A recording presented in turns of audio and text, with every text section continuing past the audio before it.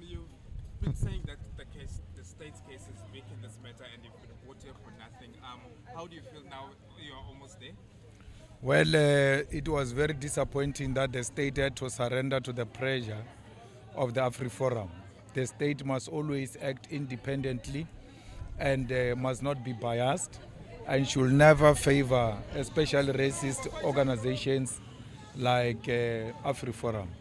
So we're disappointed that an institution that has got a constitutional obligation to act independently and without being intimidated found itself reduced into insignificant institution in this court where they've got no case against us, to a point where accused number 2 did not see a need to take a stand because he has not been implicated by any of the witnesses or evidence before this court.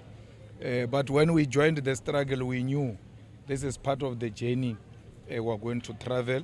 We're not complaining. We got an opportunity to present our side of the story, and we hope that the court will arrive at a proper conclusion. And you were quite bold in saying that the AfriForum is after you, after your family, after your dignity. Why? Why do you think they're after you? The AfriForum is threatened by anyone who's advocating for a seat on the table for African people. Once you advocate the struggle for Africans to be equal to the white man, you become the enemy of AfriForum, whose interest is to defend and protect white privilege. And that's why at every turn, when they get an opportunity to discredit the leadership of the EFF, they do so even when they've got no evidence. So the court should have known them for who they are and refused to prosecute, and they've got a right to privately prosecute us, which then becomes a cost on both sides. We have had to waste a lot of money coming here for the lawyers. What if I had sold my house to get the best lawyers to represent me? My children will be on the streets on matters that, when properly canvassed before the court, a prosecutor should have said, I'm not going to prosecute on this matter. We brought Larry Mabunda, not now, during 174. The prosecutor said in his argument against 174 that had he known the facts he knows now about Larry Mabunda, he would have charged him. That was the end of the case. He did not charge him. It's too late to charge him. He should have just retreated from that case and abandoned the case if he was objective. But we are where we are because you can't persecute people without facts. And Mr. Mabunda is not persecuted still. Do you think No, he's not prosecuted. Do you think this is the ways for the state to protect itself? Well, had they prosecuted Mabunda, there are a lot of questions they were asking us which Mabunda would have answered as to why the cartridge was found there, whether the firearm really arrived here or not.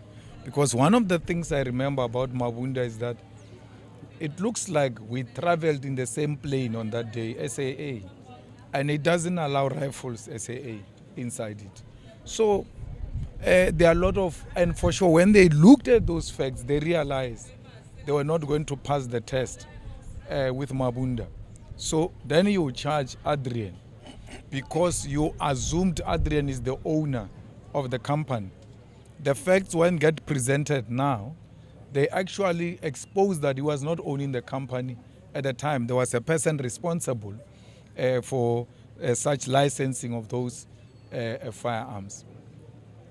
In an extremely embarrassing manner, you see the prosecutor trying to place Adrian, the white man, into the scene of crime, and he dismally fails because off camera, as we enter into the camera, it's me and Larry Mabunda following me.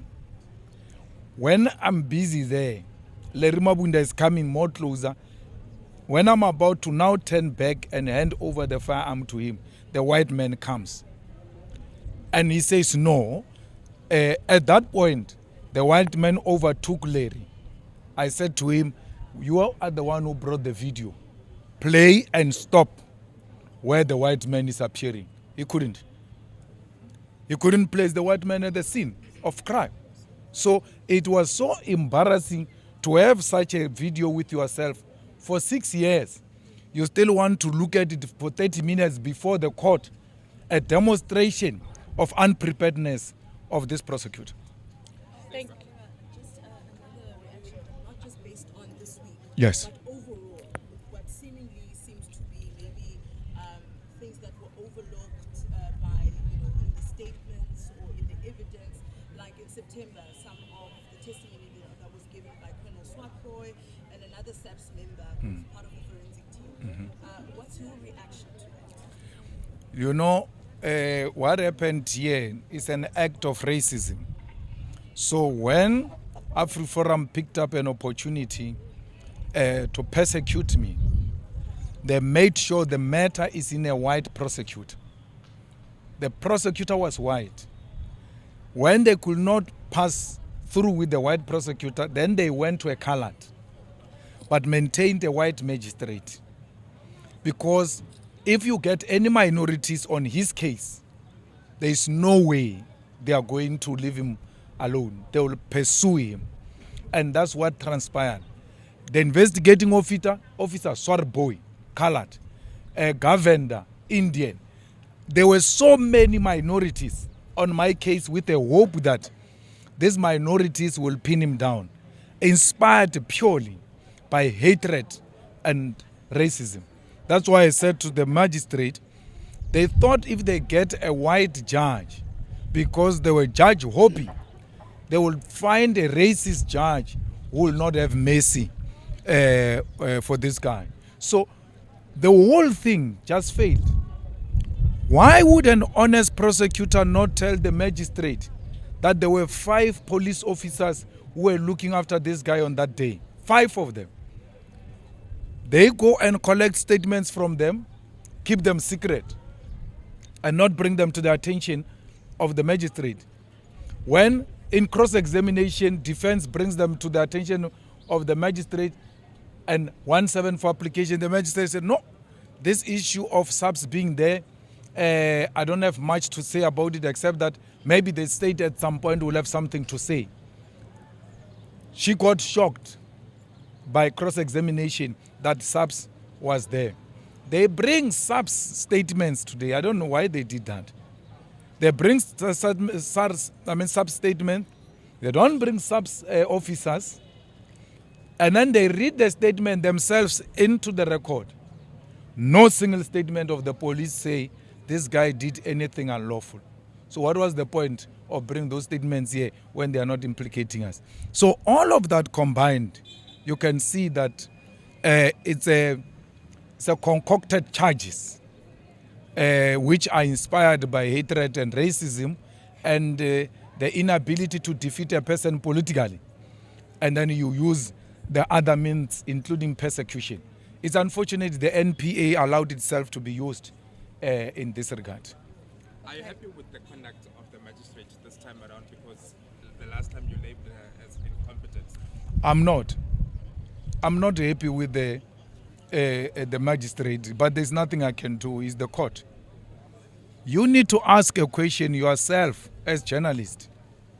When ballistic expert of the police was brought before the same magistrate, the magistrate never asked the ballistic expert of the police whether he's got a signature of the peer review.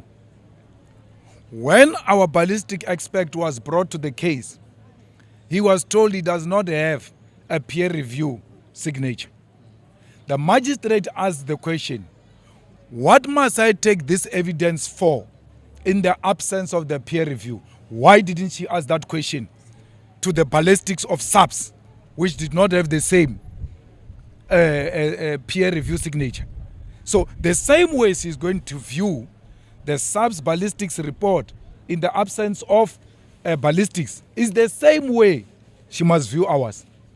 They all enjoy the same status. And I don't understand why police brought that, prosecutor brought that to the attention of the magistrate to say, but you don't have a peer review signature. Where's the peer review signature?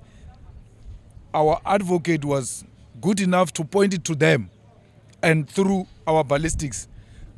Did their 9 ballistics report have a peer review signature? 2. No answer. They don't have signatures. This is the same magistrate. In a clever way, I told her today, I said the same court never asked the state ballistics whether they've got peer review, but you can ask ours as whether he's got a a peer review. And today I'm happy they call him an expert. Yesterday, had this not been exposed that they don't have a peer review signature, yesterday they wanted to disregard him and treat him as an entity who's not qualified expert because he does not have a peer review. Same magistrate.